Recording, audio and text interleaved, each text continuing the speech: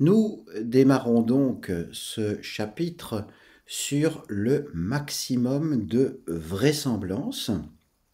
Maximum de vraisemblance qui va être très important, bien sûr, dans les applications et dans les applications futures. Alors, on va essayer de faire un retour théorique, en quelque sorte, qui va nous permettre de bien comprendre la finesse, le raffinement, les propriétés importante de cette technique. Il y a donc déjà peut-être une certaine connaissance que vous avez de la vraisemblance. On va revenir sur sa définition et puis on va vraiment essayer d'aborder les propriétés asymptotiques qui la concernent. Propriétés asymptotiques, propriétés de manière générale qui font que avec une méthode d'estimation de maximum de vraisemblance, de manière générale, on ne peut pas trop se tromper. On reviendra ensuite sur un ensemble d'exemples détaillés qui vont vous, je l'espère, faire comprendre l'étendue des possibilités qu'il y a avec l'estimation de paramètres au maximum de vraisemblance. Alors on a ici cette définition qui revient. On va avoir ici une compréhension assez mathématique dans les termes et dans la terminologie qui va être, dans la formalisation qui va être utilisée ici. Il faut bien se rendre compte qu'on va utiliser des mathématiques probablement un peu plus évoluées. Par exemple, le cas multidimensionnel. Nous n'allons pas traiter un θ, mais souvent nous n'allons pas traiter un paramètre à estimer, mais un vecteur souvent de paramètres à estimer.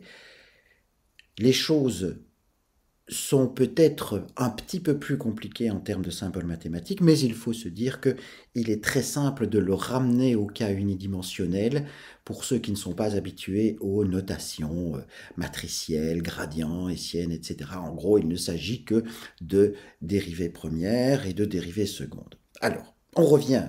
Donc ça, c'était une petite remarque de départ, mais on revient à cette définition, en quelque sorte, de la vraisemblance et de la manière d'aller chercher les estimateurs qui, à partir de la vraisemblance, nous permettent d'estimer correctement, avec de bonnes propriétés, les paramètres d'une densité. Donc on prend un cadre paramétrique, c'est-à-dire un cadre paramétrique où nous avons une densité paramétrique, on l'écrit comme ça. Fx si θ, en quelque sorte, ça veut dire que nous avons une densité ici pour une variable aléatoire qui dépend de paramètres. Donc on pense tout de suite, bien sûr, à une normale, mu θ. Mu θ, c'est, mu sigma carré. Mu sigma carré, c'est ce qui va se retrouver dans le vecteur θ qui est ici. Θ, dans ce cas-là, c'est un vecteur de 2 dimensions qui appartient à un ensemble θ majuscule, là, et cet ensemble-là appartient à Rp. Hein, et Rp, donc, pour le cas mu sigma carré, eh bien, il s'agit de 2. Hein. Mu se balade dans R et sigma carré se balade dans les réels positifs. Hein. Donc vous avez ici un vecteur, dans le cas de la normale, vous avez un vecteur de dimension 2 et l'objectif c'est d'aller estimer ce vecteur θ de manière générale avec la technique de la vraisemblance, du maximum, de la maximisation de la vraisemblance. Donc cette fonction fondamentale que nous avons écrite ici en dessous, la fonction de vraisemblance, grand ln de θ, et la fonction de log vraisemblance, petit ln de θ. Donc la fonction de vraisemblance qui utilise cet échantillon IID. Au départ, donc, il s'agit de cette fameuse probabilité, pour rappel, cette fameuse probabilité d'observer l'échantillon que nous avons à disposition. Hein. Donc nous avons quelque part, je rappelle, des données qui se trouvent là quelque part. Hein. Et puis pour ces données-là, on va observer on va calculer la probabilité d'observer les différentes valeurs qui sont ici. d'observer les différentes valeurs. La probabilité que grand x1 soit égal à petit x1, grand x2 soit égal à petit x2, etc. Cette probabilité-là, en continu, ça devient une densité. Hein. En discret, ça reste une distribution jointe de probabilités. Et parce que nous sommes dans un cas IID, eh bien, nous avons cette distribution jointe qui devient un produit de probabilité univariée, un produit de densité univariée dans le cas de variables aléatoires continues. Donc c'est ainsi que nous avons ce produit ici, ce produit I égale 1 à n des densités, distribution de probabilité de manière générale, dira-t-on, puisqu'on va confondre cas discret et cas continu. Ici, multiplication de distribution de probabilité aux différentes observations xi que nous avons la probabilité d'observer cet échantillon.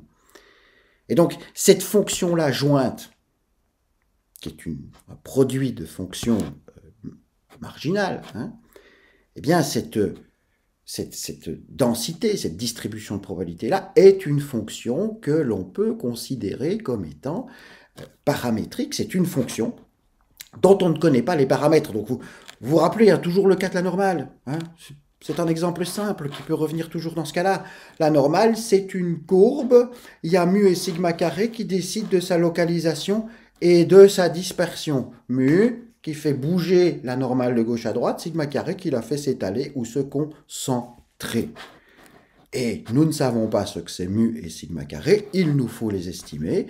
Nous avons dans notre fonction de vraisemblance l'expression analytique de cette fonction de densité, expression analytique qui considère comme inconnu le mu et le sigma carré, et c'est ça qu'il faut chercher par maximisation en quelque sorte de la probabilité d'observer ce qu'on observe. Donc, si vous voulez, la maximisation d'observer ce qu'on observe, ça va faire en sorte que les différentes densités normales vont essayer de se placer le mieux possible au-dessus des points qui se trouvent ici. Elles vont essayer, les normales qui se trouvent dans ce produit, dans le produit qui se trouve ici, vont essayer de se placer le mieux possible au-dessus des points qui sont ici. Elles vont essayer de placer leur sommet au-dessus des différentes observations pour maximiser la fonction de vraisemblance, maximiser cette fonction de vraisemblance. Oui, mais il n'y a qu'un seul, on va essayer de ne trouver, on ne va trouver qu'un seul couple mu sigma carré qui va maximiser cette vraisemblance, donc un seul mu sigma carré pour toutes les densités qui vont se trouver ici, pour toutes les densités qui vont se trouver ici, le même mu sigma carré pour toutes les densités qui vont se trouver ici. Donc par conséquent, il y aura un compromis entre les différentes densités. Toutes les densités entre elles, en chaque point xi, vont trouver entre elles un compromis pour être les mêmes et se positionner le mieux possible au-dessus des points. Donc on imagine quelque chose comme ça ici. Pour ma normale, on imagine bien quelque chose qui serait comme ça, c'est-à-dire une normale qui épouse le mieux possible les points qui se trouvent sous elle, qui fait en sorte que les probabilités des données observées soient au sens de la distribution normale les plus hautes possibles, les densités soient les plus hautes possibles.